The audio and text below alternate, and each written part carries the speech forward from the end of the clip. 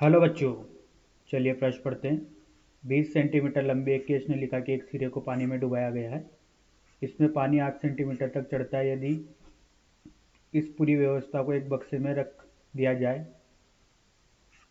और उसे स्वतंत्र रूप से गिरने दिया जाए तो केस नलिका में पानी की ऊंचाई होगी।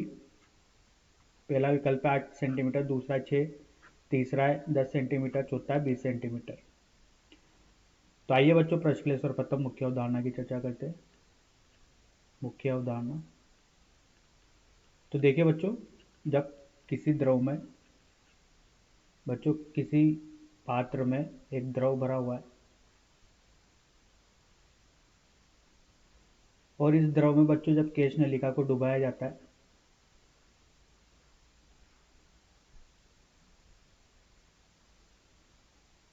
तो केश नलिका में बच्चों कुछ द्रव ऊपर तक चढ़ जाता है। बच्चों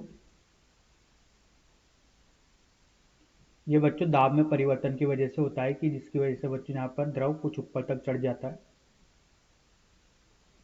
तो जितनी ऊंचाई तक बच्चों ये द्रव चढ़ता है उस ऊंचाई को दिया जाता है h बराबर 2t कोस थीटा बटे रो आर जी। यहाँ पर केश नलिका में जिस ऊंचाई पर द्रव चढ़ा है वो ऊंचाई दी जाती है।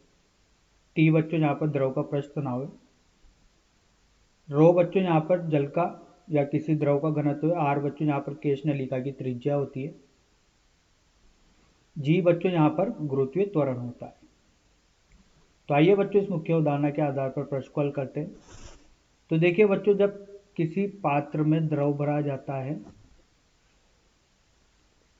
और इस पात्र में बच्चों जब केश नलिका डुबोई जाती है तो दाब में परिवर्तन के कारण बच्चों ये द्रव कुछ ऊपर आ जाता है। तो केश नलिका की लंबाई बच्चों प्रारंभ में बताई गई है कि कितनी है, 20 सेंटीमीटर। और जब इसको द्रव में डुबाया गया है तो द्रव कितना ऊपर चढ़ जाता है बच्चों, ये चढ़ जाता है 8 सेंटीमीटर ऊपर। तो इसकी ऊंचाई जो दी जाएगी वो दी जाएगी बच्चों 2t कोस थीटा बटे रो आर जी से।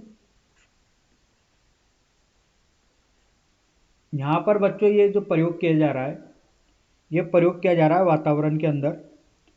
तो यहाँ पर गुरुत्वीय त्वरण जी का मान जो लिया जाएगा वो 9.8 मीटर प्रति सेकंड वर्ग लिया जाएगा।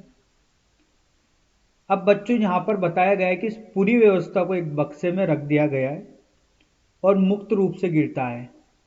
तो जैसा बच्चों जानते हैं कि मुक्त रूप से गिरती हुई वस्तु के लिए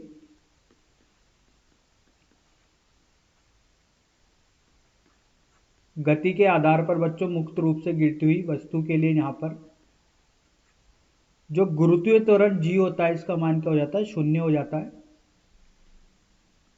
ये होता है बच्चों मुक्त अवस्था में गिरती हुई वस्तु जो कि बच्चों भारहीनता का महसूस करती है। भारहीनता की वजह से बच्चों गुरुत्वीय त्वरण जी का मान 0 हो जाता है। तो यहाँ पर h का मान क्या हो गया, अनंत। जब ऊंचाई के सूत्र में इसको रखेंगे तो यहाँ पर क्या मिलेगा, अनंत मिलेगा। तो पूछा गया है कि केश नलिका में पानी की ऊंचाई रहेगी, तो पानी की ऊंचाई बच्चों ये बदलने वाली नहीं है। यहाँ पर केश नलिका की जो ऊंचाई होगी, द्रव पूरा का पूरा ऊपर आ जाएगा, तो पानी की ऊंचाई भी कितनी हो जाएगी बच्चों, 20 सेंटीमीटर हो जाएगी जब यहाँ पर इसको मुक्त रूप से गिरने दिया जाएगा। तो बच्चों यहाँ पर जो सही विकल्प होगा, चौथा विकल्प सही होगा। आशा करता हूँ आपको यह समझ में आया होगा। धन्यवाद।